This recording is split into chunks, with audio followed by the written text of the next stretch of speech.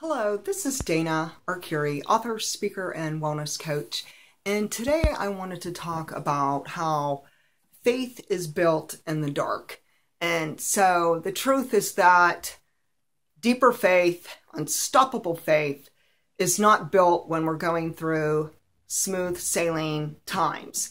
Really, it's when we go through times of adversity, of opposition, and nonstop obstacles when we're really tested. When we have this tested faith that has to show that we have perseverance, we have endurance, and that we go the long haul, that we don't just fall apart and fall to pieces and give up and just say, forget it, God obviously isn't really doing what I want him to do, so I don't trust him. Instead, we say, I'm going to press on. I'm going to press in. I'm going to believe in God's promises, even when I'm battling tough times. And so right now, what's been going on with me behind the scenes is I've been dealing with nonstop opposition in my own life, that I've been dealing with unbelievable spiritual warfare and just one thing after another for the past 3 months. And so I have book delays. I've had a beloved 12-year-old lab named Samson who passed away 2 weeks ago. I've had sickness where I've been knocked down and just many different sicknesses and illnesses and really weird things. And I am a very typically healthy person where I practice a lot of holistic, natural remedies and eat clean nutrition. And I write about living a vibrant, healthy lifestyle. And I do practice what I preach. But I believe that because I am in the midst of getting my book ready to be released to the world, I believe that spiritual warfare and the intensity of it has been turned up to a ferocious volume, to the point where I have really been hit on every end. And it's been painful. I can honestly say I am really taken back by how fierce it has been this fall. And I know from the past when I've written other books and prepared to launch other books that I have had times of some spiritual warfare and enemy attacks, but it has never ever been to this intensity. It has never been this painful. And I really believe with all my heart that God has something extra special in store for me, that God is pouring out an extra portion of his love and favor upon me. And I know the enemy is intimidated with my book because he knows that it is to empower, encourage, and equip women to have deeper faith, to have hope, to make changes, realistic, simple steps in their lives, to improve their overall health, to really transform them from the inside out and to thrive. And I believe that there must be some serious intimidation of the enemy, and that's why he's attacking. So I wanted today to just share a little bit about what God is telling me through this, what I'm learning. So I'm walking the walk, as I write my book, as I write about faith, as I write about hope and persevering and rising above adversity, I have to live it. So I don't just preach it, I walk it, I breathe it, I trust it, and I am an example of just an ordinary woman who's living and trusting in an extraordinary God. So I have a chapter called Faith is Built in the Dark in my upcoming book, Reinventing You, Simple Steps to Transform Your Body, Mind, and Spirit. And so chapter 3 has an inspirational quote that I wanted to share. It's by Elizabeth Gilbert, and it says, "Faith is walking face first in full speed in the dark."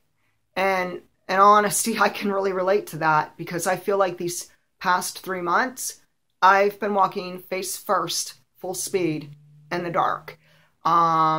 I've shed more tears in the past 3 months than I've shed at other times in my life. The tears are nonstop. There's a lot of grieving. There's a lot of loss. There's a lot of pain.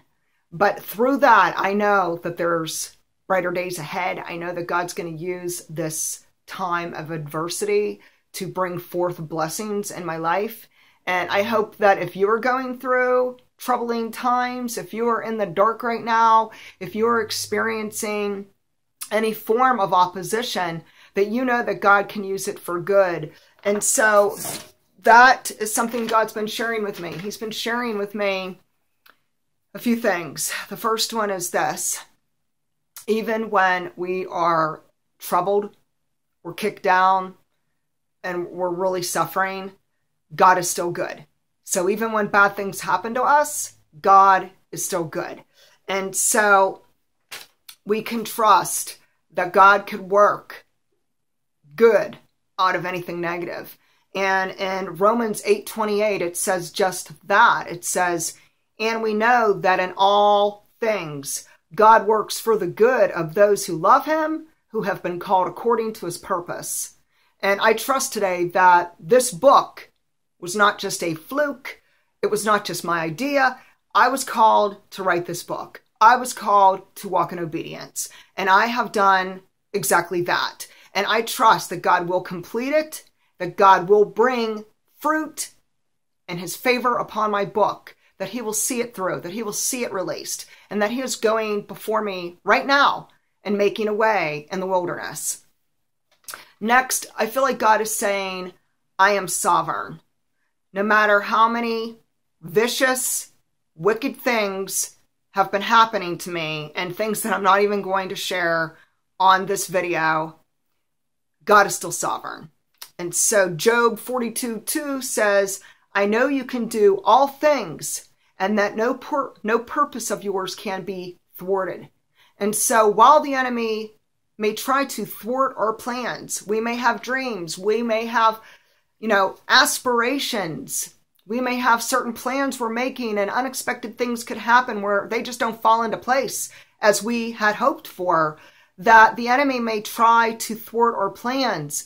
But what the enemy meant for harm, God can use for good.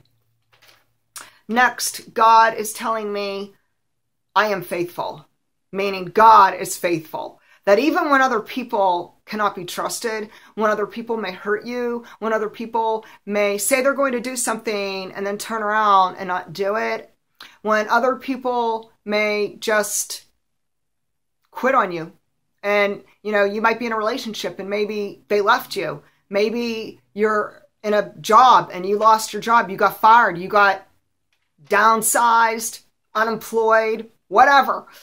Everyone goes through different things. But even when other people are not faithful to us, God is always faithful. And so Deuteronomy 7:9 tells us, know therefore that the Lord your God is God, the faithful God, who keeps covenant and steadfast love with those who love him and keep his commandments. And so trust that God is steadfast. God will see you through whatever you're going through. Just keep on persevering and don't give up hope.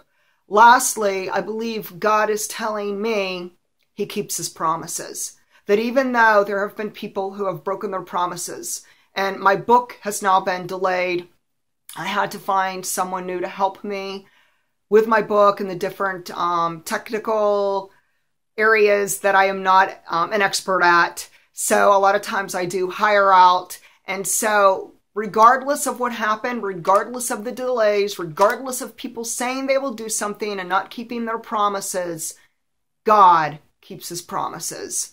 And that we could take comfort in. So I'll leave with Hebrews 10:23 that says, let us hold on to this hope. We say we have and not be changed. We can trust God that he will do whatever he promised. And so today, if you are feeling down and out, if you're feeling a bit doubtful or just discouraged, be encouraged and take comfort that God does keep his promises. He is faithful. He is sovereign, and we could trust him. And I just pray that you will just hold on to that. There is a light at the end of the tunnel, and I am so excited for what is going to unfold in the year of 2016. And great things are going to happen. And I know great things are going to happen for you too. If you'd like to connect with me on my writing website, please go to danaarcuri.com and have a great day. Thank you. Bye-bye.